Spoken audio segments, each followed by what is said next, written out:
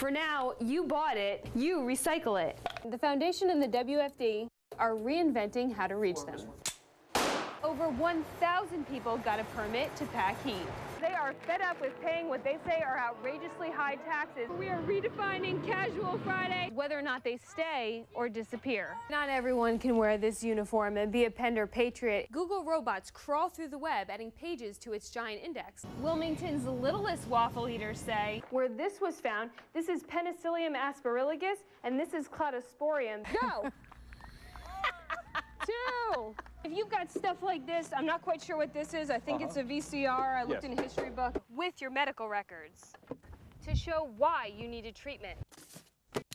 And more concerned that the site is just about 700 feet south from the school. Pry it from my cold dead hands because this smells delicious. But houses on this side are in a class 9 and pay higher homeowners insurance. It's an extra trip and a little extra work. But every Friday, Abby insists on seeing her best friend. Hey, how are ya? He has big brown eyes and he stinks. Artie's a therapeutic riding pony for people like Abby who can't walk on their own. They get hip action, they get movement through their trunk and through their upper body and stabilizing themselves as the horse is moving. Movement she's been losing since she was 2 when doctors diagnosed her with a rare disease, Rett syndrome. It was a terrible time. Absolutely horrible, you know, for someone to say to you that your child is severely handicapped. Woo! Lay down and die or you can keep moving. And we decided to keep moving. And you get her on the horse and her face just lights up. It's just amazing thing that happens when she sees Artie. And it's just like this love affair between the two of them. They have a silent bond. Rett syndrome destroys the nervous system. At 18, she can no longer speak, but the duo seem to understand each other perfectly. Sometimes she stiffens up and falls forward. He recognizes that there's an emergency. Abby has countless seizures every month. It's an amazing thing to see how he can be a rascal 1 minute, but if Abby's having a difficult day, he'll be angelic. Artie is known for his antics. But right now, keeping her smiling may be the best medicine that she and her mother are getting. It's like elation. You know, it's the greatest thing in the world to see her smiling and happy and upright. When the day is over, Abby steps back into her stirrups and Artie back into his stall. And the two wait until next Friday for another day at the stable.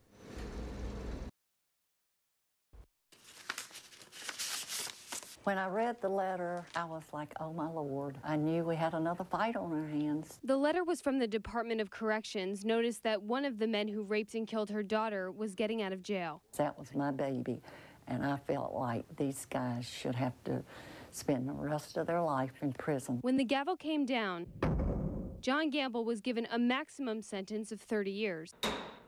But Amy was murdered before 1994. Back then, North Carolina's Fair Sentencing Act turned punishment into complicated math. Gamble was given 10 years each for murder, kidnapping, rape, and an accessory felony. But the law combined 2 sentences and added and subtracted hundreds of days for good and bad behavior. How much bad behavior? Gamble has had 23 infractions while in jail, including threats and fighting. This morning, Birdie prays that John Gamble will never do what he did to Amy again, but she's worried. I really and truly pray that he will not get in trouble again, that his life has been changed, and that he will be an asset. Because she can't change Gamble or what he did, Birdie says she will spend the rest of her life trying to change the laws that are releasing him. We need stiffer sentencing, and it can't be done overnight. It's going to take years. But if we can light one little candle to change the laws for the victims, then it's worth the fight. Dig deep enough, and you really can find buried treasure. A few inches down, I found this silvery thing. First, I thought it was a keychain, so I was about to throw it in the ocean.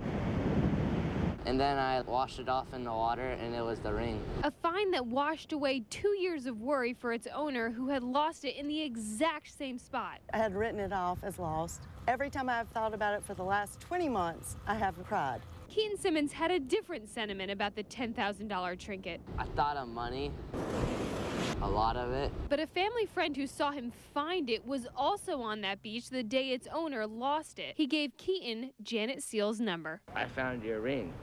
The ring was reunited back with its bride. I looked at it, slipped it on my finger. His mom was there, and she said, "It's a perfect fit, it's yours." And I said, "I know it is." I made someone happy. And he did end up making a little cash. I would have given him $500 if I had it. But Keaton happily took his $100 reward, invested it heavily in candy, and no one went home empty-handed.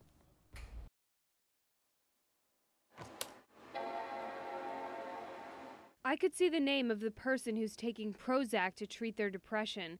I could see who their doctor is, how old they are, their job, personal relationships, and even their addictions. These are confidential medical health assessments from Evergreen Behavioral Management in Wilmington. I could see them, and Google could see them, which means that anyone could see them.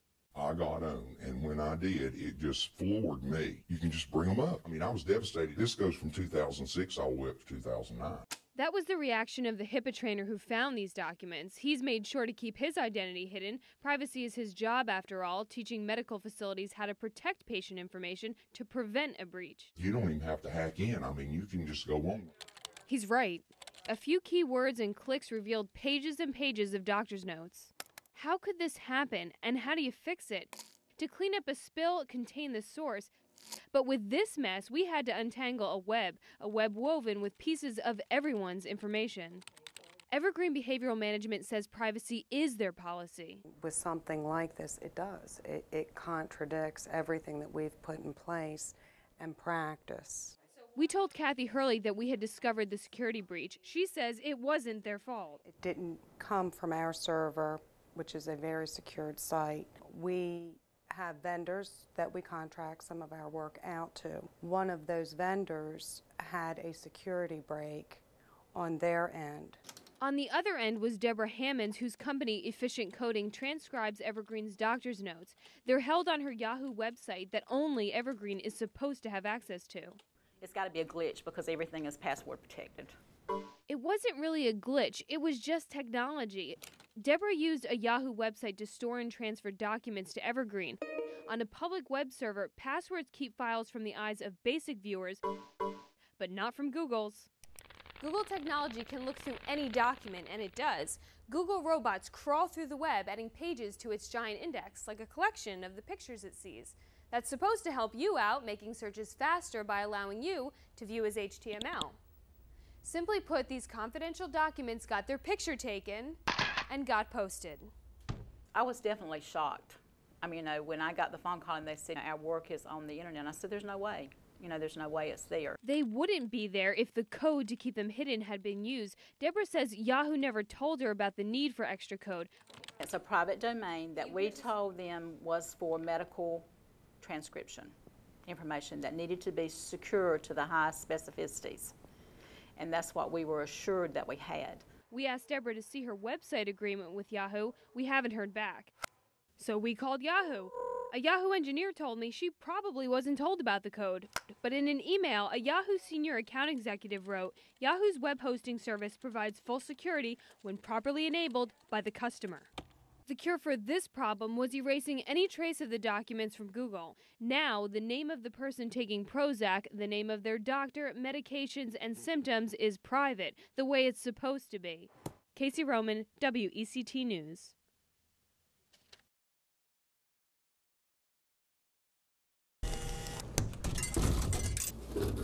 For now, you bought it, you recycle it.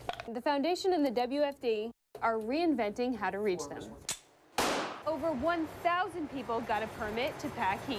They are fed up with paying what they say are outrageously high taxes. We are redefining Casual Friday, whether or not they stay or disappear. Not everyone can wear this uniform and be a Pender patriot. Google robots crawl through the web, adding pages to its giant index. Wilmington's littlest waffle eaters say, where this was found, this is Penicillium aspergillosus, and this is Cladosporium. Go! 2. If you've got stuff like this, I'm not quite sure what this is. I think it's a VCR. I looked in a history book. With your medical records to show why you needed treatment. and more concerned that the site is just about 700 feet south from the school. Pry it from my cold dead hands because this smells delicious. But houses on this side are in a Class 9 and pay higher homeowners insurance.